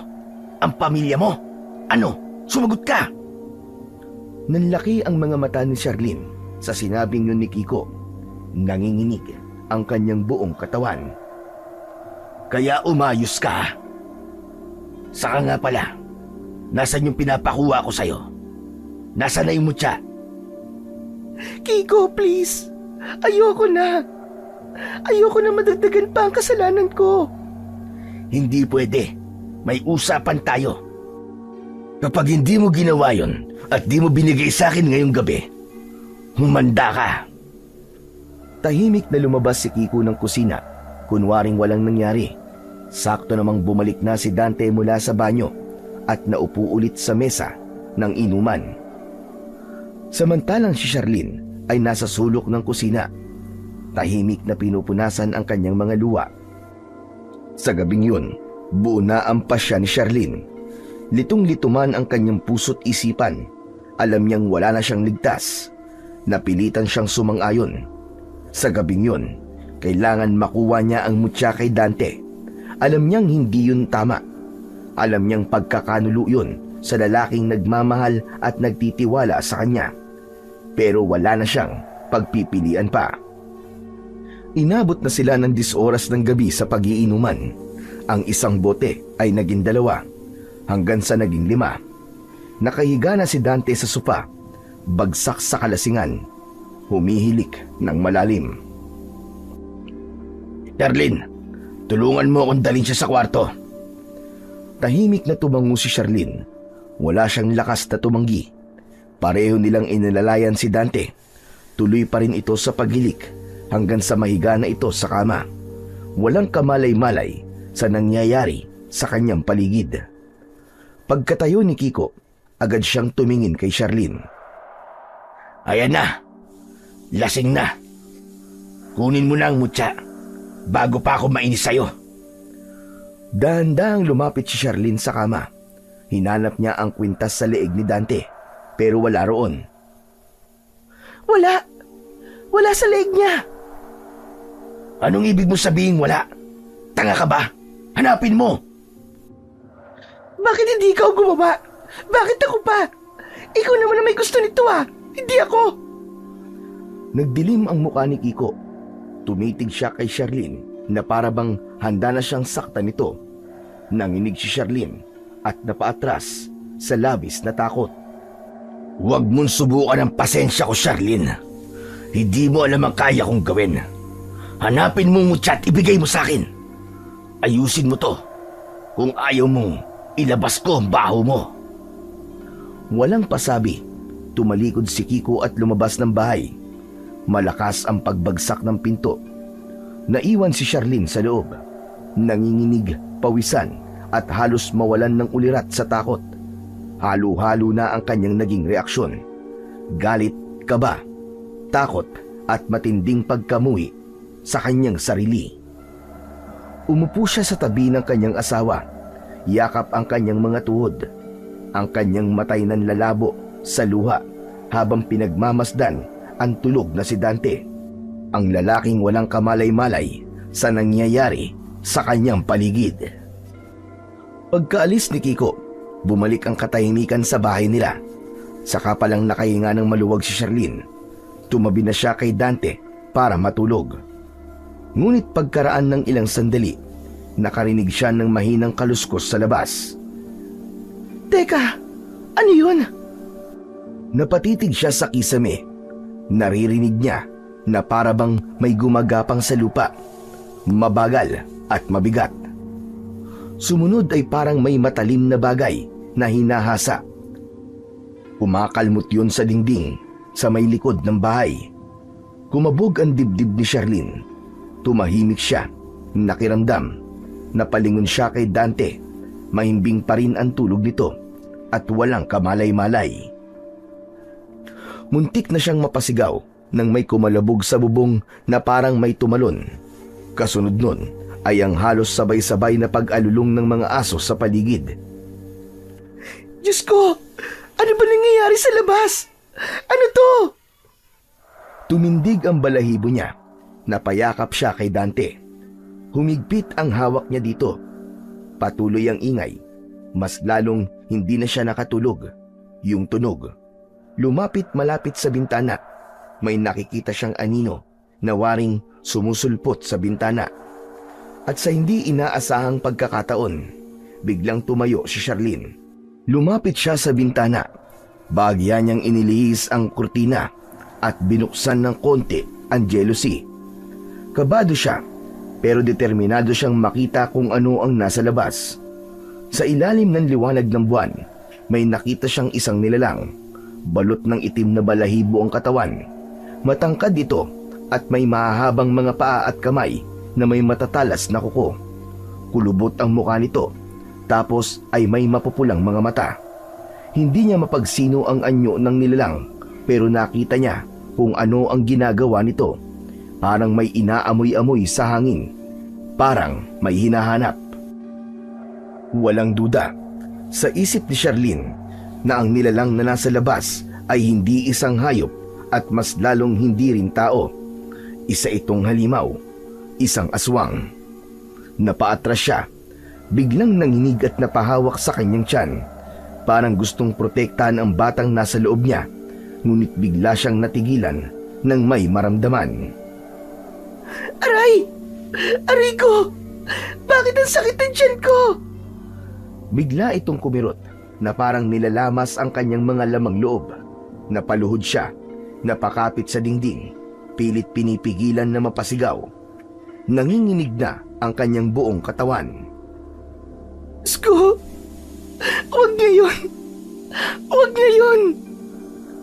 Sa kabila ng sakit, napasilip ulit ang babae sa bintana. Nakita niya ang aswang na nakaharap sa bintana. Nagtama ang kanilang mga mata. Hindi! Hindi pwede! Nagpatuloy ang sakit sa tiyan niya at sa huling sulyap, nakita niyang ngumisi ito gamit ang maluwang nitong bibig na may matutulis na pangil. Pagkatapos nun ay napahiga siya sa sahig. Naramdaman niya ang malamig na pawis sa kanyang noo. Patuloy pa rin ang pakiramdam na parang pinipiga ang kanyang tiyan. Hindi niya alam kung ano ang nangyayari, kung epekto ba ito ng takot o kaya ng stress. Unti-unting nagdilim ang kanyang paningin at bago tuluyang mawalan ng ulirat, narinig niya ang pagkalmot sa dingding at ang isang malakas na pag-ungol, isang tunog na parang galing sa hukay. Nawalan ng malay bigla si Charlene. Kinabukasan na nagmulat ng mga mata si Charlene. Masakit pa rin ang kanyang tiyan, ngunit hindi na kasing tindi ng naramdaman niya kagabi. Dahan-dahan ay inikot niya ang kanyang paningin. Sa kanyang paglingon, laking gulat niya nang makitang katabi niya si Tatay Buntoy. Nakapikit ito at parang nag-oorasyon. Amoy insenso ang paligid at may basang bimpo din sa kanyang noo. Hawak nito ang kanyang pulso. Tila ba sinusuri ang tibok ng kanyang puso. Napakunot ang noo niya. Hindi niya agad masabi kung panaginip ang nangyayari o hindi. Sinubukan niyang bumangon pero pinigilan siya ng matanda. Dahan-dahan lang, Iya. Mahina ka pa. Hinimatay ka kagabi. Hindi siya agad nakasagot. Sa halip, nanatili siyang nakatingin lang kay Tatay Buntoy habang unti-unting bumabalik ang alaala sa nangyari kagabi. Ang kaluskos, ang halimaw sa bubong, ang pagkirot ng kanyang tiyan bago siya mawalan ng malay. Bakit po kayo nandito? Tinawag ako ng asawa mo para tignan ang kalagayan mo, Iya. Pwede ba tayo mag-usap? Ano pong pag-uusapan natin? Buntis ka, Iya. Nagbunga ang pagtataksil mo sa iyong asawa. At ngayon, dinadala mo ang anak ni Kiko. Anong sinasabi niyo? Anong anak ni Kiko? Anak to ni Dante, Tatay Buntoy. Huwag ka nang magsinungaling dahil alam ko at kaya kong patunayan yun sa'yo at lalo na sa asawa mo. Sandali lang po. Baka pwede natin pag-usapan to. Ano ba ang gusto niyo? Anong dapat kong gawin para manahimik po kayo? Sandali lang, Iya. Wala akong intensyong masama sa'yo. Ang sa'kin, gusto kitang balaan. Balaan? Para po saan? Kapag nalaman to ni Kiko, hindi ka nun titigilan. Dahil ang batang yan ay hindi isang normal na sanggol. Ano? Ano pong ibig niyo sabihin? Na hindi normal na sanggol? Tao naman si Kiko ah! Hindi normal na tao si Kiko. Isa siyang aswang. At ang sanggol na yan ay anak ng isang aswang. Anong aswang? Ano pong pinagsasasabi niyo? Hindi ako nagbibiro, Charlene. At hindi natin alam kung anong klaseng nilalang ang mabubuo sa tiyan mo. Hindi maaari ito. Anong gagawin ko, Tatay Buntoy? Gusto ko lang naman ng tahimik na buhay. Ayoko ng gulo. Ayoko ng ganito. Habang pinipilit ni Charlene na intindihin ang bigat ng mga sinabi sa kanya ng matanda, biglang bumukas ang pinto ng silid. Dahan-dahang pumasok si Dante. May dalang baso ng tubig. Halatang pagod at nag-aalala. Oh, ayos lang ba kayo dito? Kumusta po siya, Tatay Buntoy? Medyo naimasmasan na iyo. Pero kailangan pa niya magpahinga. Mabigat ang dalahin ng katawan at kalooban niya. Po?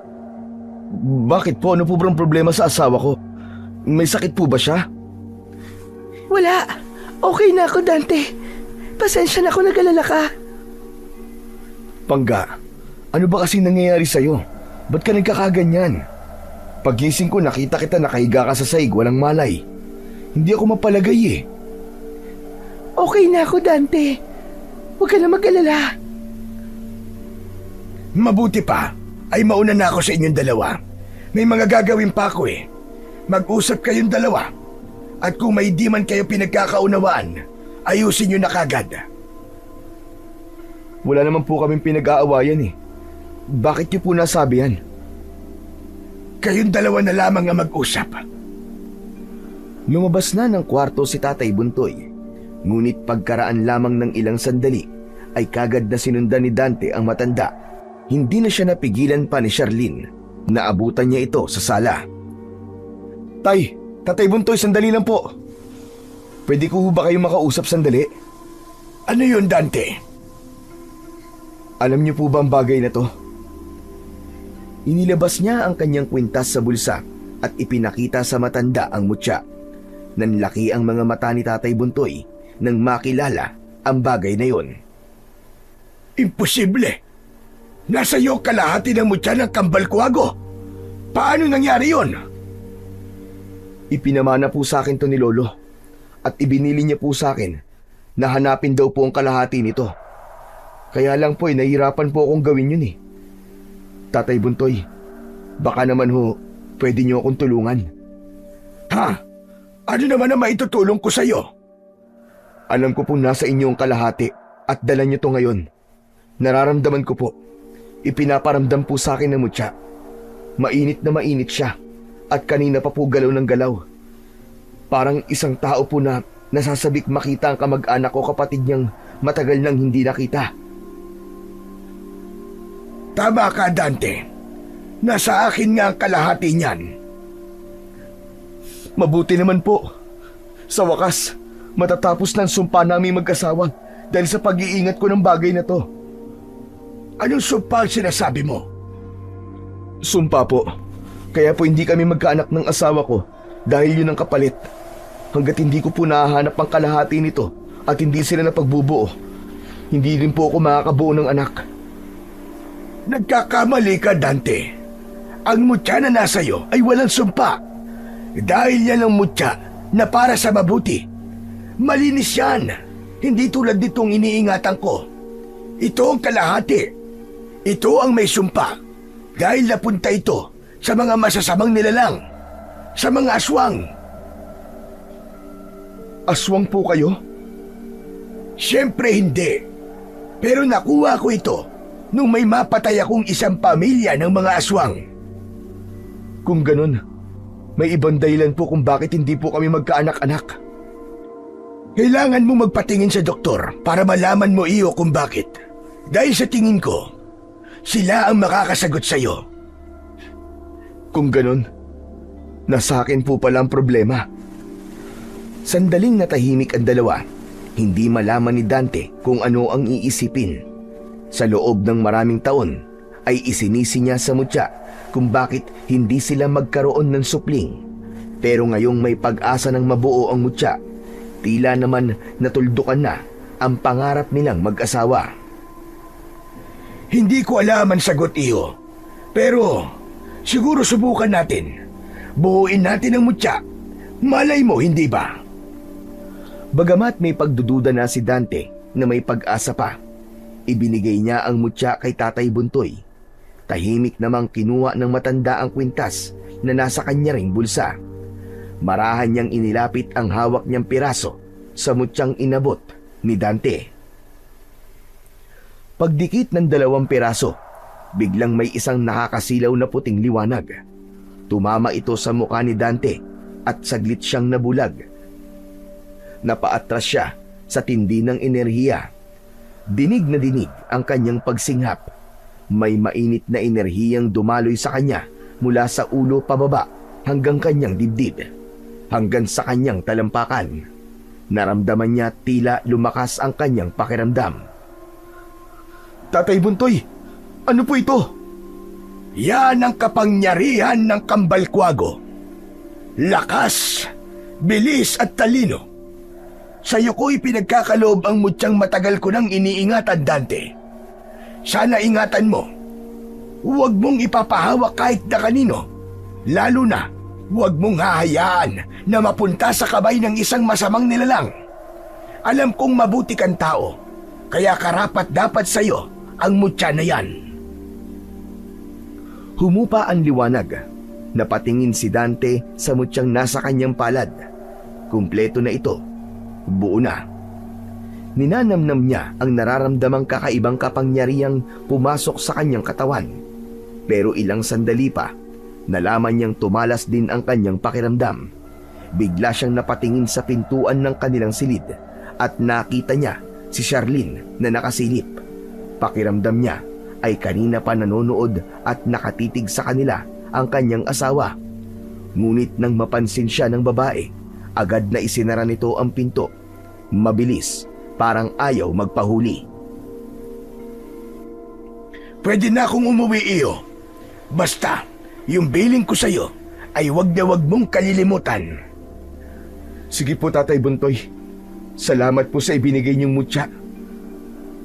Iingatan ko po talaga to at hindi ipapahawak maski po sa asawa ko o kahit na kanino. Tama yan.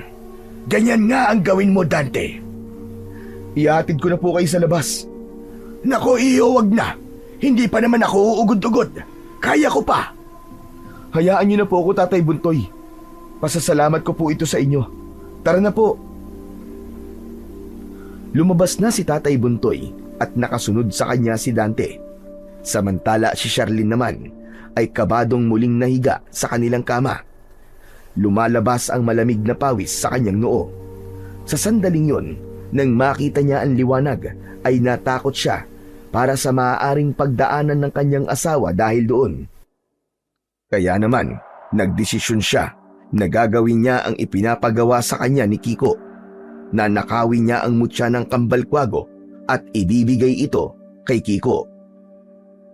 Pagsapit ng gabi, walang ibang maririnig sa silid ng mag-asawa kundi ang malakas na paghilik ni Dante. Mahimbing na ang tulog niya. Nasa tabi niya ang asawang si Charlene, gising na gising. Dahan-dahan itong bumaling paharap kay Dante. Pinagmasdan niya ang leeg ng asawa at nakita niyang naroon ang mutya. Maingat niyang iniangat ang kanyang kamay. Mabagal at kontrolado niya ang bawat kilos. Tinititigan niya muna ang mukha ni Dante at siniguradong tulog pa rin ito bago hawakan ang tali ng kwintas. Kinalas niya ito sa leeg ng kanyang asawa. Nang matanggal niya ito, tumagilid si Dante pero hindi nagising. Agad na kinuyom niya ang kanyang mga palad para maitago ang mutya. Sabay mabilis na tumayo at lumabas ng kanilang kwarto. Sa paglabas niya, naroroon na si Kiko. Sumilay ang isang makahulugang ngiti nang makita ang hawak ni Charlene. Charlene, anong ginagawa mo? Parang binuhusan ng malamig na tubig si Charlene. Mabilis siyang napalingon. Hawak pa rin ang mutya sa kanyang palad.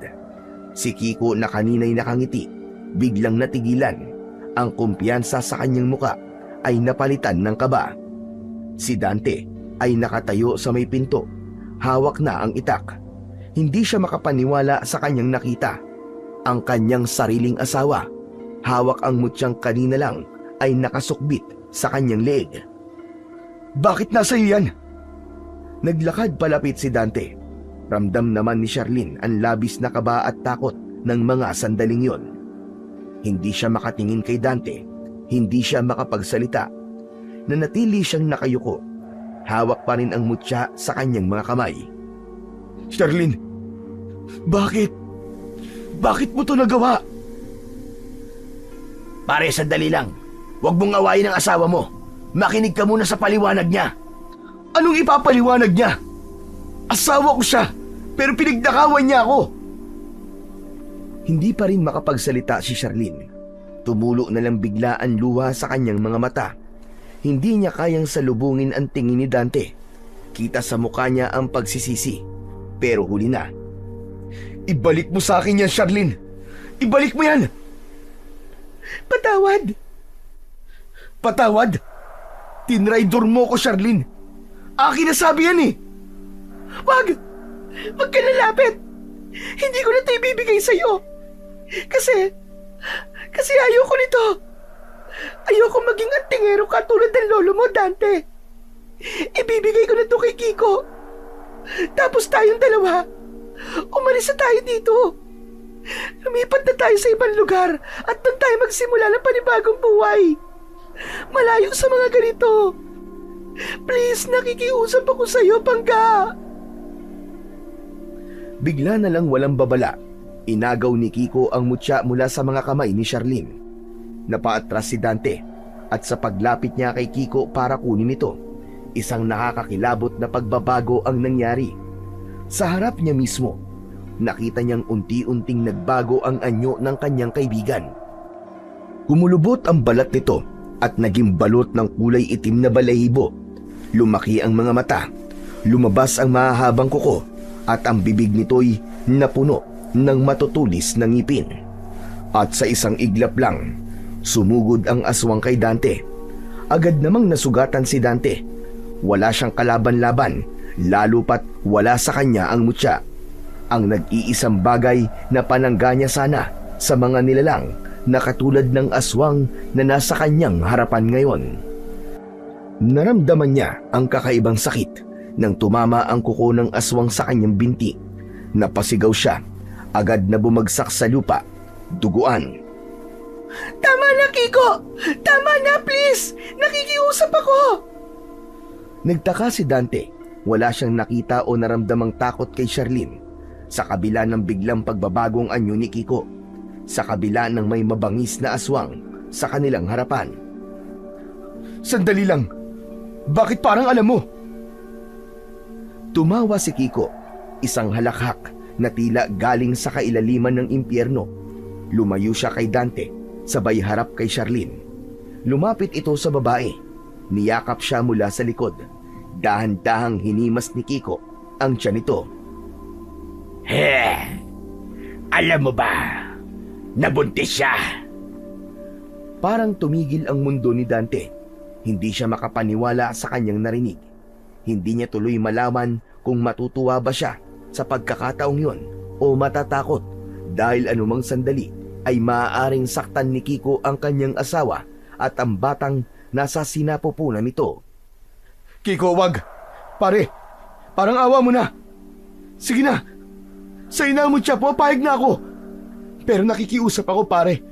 Pakawalan mo ang asawa ko. Huwag mo silang sasaktan ng anak ko. Di ba magkaibigan naman tayo? Alam mong matagal ko nang gusto magkaanak, di ba? Sige na, pare. Ibalato mo na sa akin to. Hangal! Hindi ikaw ang ama nito, Dante, kundi ako. Hindi nakagalaw si Dante. Nabigla siya sa kanyang narinig. Para siyang sinaksak ng paulit-ulit. Agad na namuo ang luha sa kanyang mga mata. Hindi niya na alam kung ano ang mas masakit. Ang sugat ba sa binti niya o ang sugat na nilikha sa kanyang damdamin. Sa isang iglap, gumuho ang lahat ng dahilan kung bakit siya lumalaban. Ang babaeng minahal niya na tinraidor siya at ang anak na inaasam-asam. Parang naglaho at tinangay ng hangin. Wasak na wasak si Dante sa mga pagkakataong yon. Humanda ka! Papatayin na kita para wala na maging hadlang sa amin ang asawa mo! Biglang may matinding liwanag na sumabog mula sa likod ng dalawa. Napaatras si Kiko. Si Tatay Buntoy ang dumating. Nang mapaatras ang aswang, lumapit kagad siya kay Dante at hinila ito palayo. Inupo niya ito sa tabi ng isang puno upang iiwas sa panganib. Demonyo ka! Binalaan na kita! At sabi ko, itigil mo na mga kasamaan mo! Pero ano? Ano, Kiko? Hindi mo ko pinakinggan! Nagliliwanag pa rin ang mutya sa leeg ni Tatay Buntoy. At ang liwanag ay parang hugis mata ng isang dambuhalang ibon. Umingay din ang hangin. Maririnig ang mababa at tila malungkot na huni ng mga kwago. Sinubukan lapitan ni Kiko ang kanyang Tatay Buntoy, ngunit napapaso siya sa init na dala ng liwanag ng mutya. Ano yung hawak mong mutya? Bakit napapahuli mo mga ibon? Nasa akin ang tunay na mutya ng Kambal Kwago. Ano? Paano nangyari yon? Niloko mo ko, Charlene! Hindi ko alam. Wala akong kinalaman dyan. Ang sa akin lang, kinuha ko kung ano nasa leg ng asawa ko. Kasi, ano namang alam ko sa itsura ng mutya na yan? Kung totoo o peke. Kahit nasasaktan sa kanyang mga sugat si Dante, ay napangiti siya. Naalala niya ang kanyang ginawa nang ihatid sa labas si Tatay Buntoy. Ibinalik nito ang nabuong mutya sa matanda. Palihim nitong sinabi sa matanda na di niya kaya ang responsibilidad na alagaan ang mutyang yun. Hindi siya isang antingero at lalong wala siyang alam kung paano lumaban sa mga nilalang ng dilim.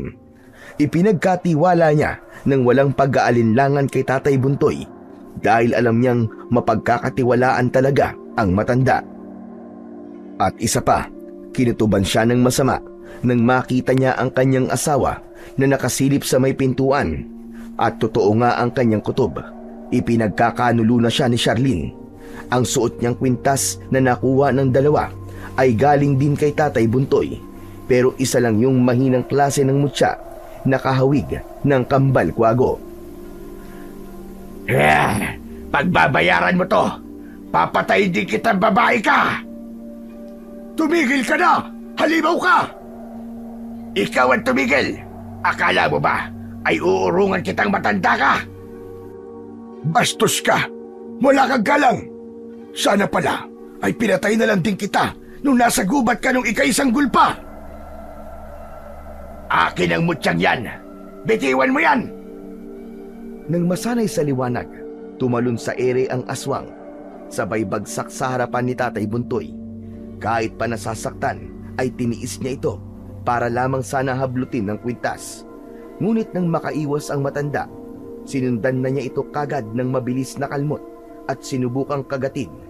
Ngunit hindi siya nakakatama. Parang nababasa nito ang kanyang mga kilos. Wala kang laban sa akin, Kiko. Isa ka lamang pangkaraniwang aswang.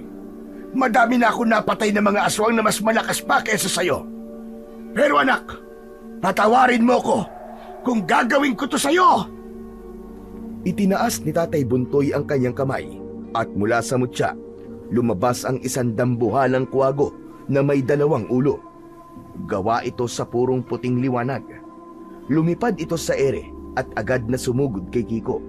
Nang maramdaman ng aswang ang matinding init na dala ng liwanag, bigla siyang napasigaw at tumakbo palayo. At bawat bahagi ng kanyang balat na tamaan ng liwanag ay nalalapnos, waring sinusunog mula sa loob. Ano to? Tama na! Tama na! Hindi ko na kaya! Tama na! Habang tumatakbo siya at pinit na nilalayuan ang naglalagablab na ibon, bigla siyang napahinto. Nasa harapan na niya si Tatay Buntoy at sa likod naman niya ay naroon si Dante. Halos sabay na sinaksak ng dalawa ang aswang. Tagusan gamit ang itak. Humupa ang liwanag. Nawala ang ibon. Si Kiko ay napaluhod sa lupa at duguan. Unti-unti nawalan ng buhay. Nang tuluyang maging abo ang bangkay ng aswang, napaiyak si Tatay Buntoy. Tinangisan niya si Kiko, ang dating sanggol na minsang inaruga, minahal at itinuring na parang tunay na anak. Tapos na. Wala na siya. Wala nang manggugulo sa inyo. Salamat po, Tatay Buntoy. Utang ko po sa inyo ang buhay ko. Wala yun, iyo. Tungkulin kong ipagtanggol kayo. Pero heto na ang mutya. Ibinabalik ko na sa'yo. Po? Para talaga sa'yo to, iyo. Kunin mo na. Kailangan mo to. Dahil sa tulong nito, magkakaroon ka ng karunungan para makapagpasya ng tama. Isinuot ng matanda sa leeg ni Dante ang mutya at saka ito tumalikod. Naglakad pa uwi sa kanyang bahay. Nang wala na ang matanda, nilingon ni Dante si Charlene. Nakatayo ito sa gilid, umiiyak ng tahimik. Bakit, Charlene? Bakit mo nagawa ang lahat ng ito? Hindi nakasagot ang babae. Nakaupo lang siya sa sahig. Ang luha niya ay tuloy-tuloy. Hindi niya alam kung ano ang isasagot sa tanong ng kanyang asawa. Hindi rin niya alam kung may maibabalik pa. Hindi mo lang ako tinraitor. Iniputan mo pa ako sa ulo. At sa mismong kaibigan ko pa. Alam mo ba kung gaano kasakit ang lahat ng ginawa mo? Dante, hindi ko sinasadya. Hindi ko alam kung bakit ko nagawa yun sa'yo. Hindi mo sinasadya. Pero ginawa mo. Ginusto mo siya. Minahal mo ba? Hindi. Isa lang itong malaking katangahan. Ikaw ang mahal ko, Dante. Mahal kita. Si Kiko, pagkatapos na may nangyari sa amin, parati niya akong tinatakot. Palagi niya akong pinagbabantaan. Nasasabihin niya sa'yo ang lahat, Dante. Sinabi niya sa akin, natitigilan niya lang ako kapag binigay ko sa kanya ang mutya. At naniwala ka naman? Oo, tanga na ako kung tanga. Pero ibinigay ko yon kasi ayaw kong mawala ka sa akin. Ayaw kong malaman mo ang naging kataksilan ko. Ayaw kong malaman mo ang tungkol sa batang dinadala ko. Patawarin mo ko, Dante. Patawarin mo ko. Hindi ko alam kung kaya kitang patawarin ngayon, Charlene. Parang hindi ko pa kaya. Muling tumulo ang luha sa mga mata ni Charlene. Naaplos niya ang kanyang tiyan, samantalang si Dante tumalikod at nauna nang pumasok sa loob ng kanilang bahay. Kumuha ito ng mga unan sa kwarto nila at nahiga na lamang sa sala. Pagpasok ni Charlene, nalungkot siya sa kanyang nadatnan. Gusto man niyang kausapin si Dante. Alam niyang hindi pa ito ang tamang panahon. Batid niyang hindi ganun kadaling mapatawad ang kasalanang nagawa niya. Sa paglipas ng mga araw, tuluyan nang nanlamig ang pagsasama ng mag-asawa. Si Dante ay palaging pumupunta sa bahay ni Tatay Buntoy para mag-ensayo at maging mahusay na antingero. Ang kaguluhang nangyari sa bahay ni Dante ay agad na balitaan ng mga taga-baryo. Ngunit ang kwento na kumalat ay tungkol lamang sa isang aswang na napadpad at tinangkang biktimahin ang sanggol ni Charlene. Ito ang naging sentro ng usap-usapan. Isang nilalang ng dilim na napigilan bago pa man makapaminsala. Walang nakakaalam ng buong katotohanan, At si Tatay Buntoy, kinilala nilang tunay na bayani, ang tagapagligtas ng kanilang baryo. Tungkol naman kay Kiko, nang may ilang nagtatanong kung nasan siya, ang tanging sagot ng matanda ay nahanap na nito ang kanyang tunay na mga magulang at doon na muna umuwi. Bagamat hindi sila nagkaayos ng lubusan, hindi rin tuluyang nagkahiwalay ang mag-asawa. Nanatili silang magkasama sa iisang bubong at piniling magpatuloy kahit masalimuot. Pagkalipas ng ilang buwan, nagsilang si Charlene ng isang malusog na anak na lalaki. Nang makita ito ni Dante sa unang pagkakataon, napaluwa siya sa labis na tuwa, ngunit pinigilan niya ang kanyang sarili. Isang gabi, kinausap niya ang kanyang mutya habang nakaupo siya sa bintana. Mutya ng kambal ko, Ago. Ano bang dapat kong gawin? Paano ba ako magsisimula ulit? At sa katahimikan ng gabi, nagliwanag ang mutya. Kasabay nito, isang tinig ang sumabay sa hangin. Banayad, tila galing sa malayo, ngunit malinaw na malinaw sa kanyang isipan. Magpatawad ka, Dante, at magmahal muli. Napapikit si Dante. Ang bigat sa kanyang dibdib, unti-unting lumuwag. Ang galit, ang sakit, at ang takot ay tila tinatangay ng liwanag ng mutya.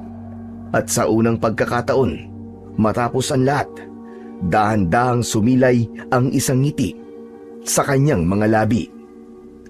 Kinabukasan, binuhat ni Dante ang bata mula sa duyan. Anak? Anak, ako to. Anak, ako ang tatay mo. Hinaplos niya ang noo ng sanggol at hinalikan ito. Nakita ito ni Charlene. Agad siyang lumapit sa kanyang asawa. Dante, alam kong hindi madali ang lahat ng to. Hindi ko inihingi ang lahat ng kapatawaran mo ngayon.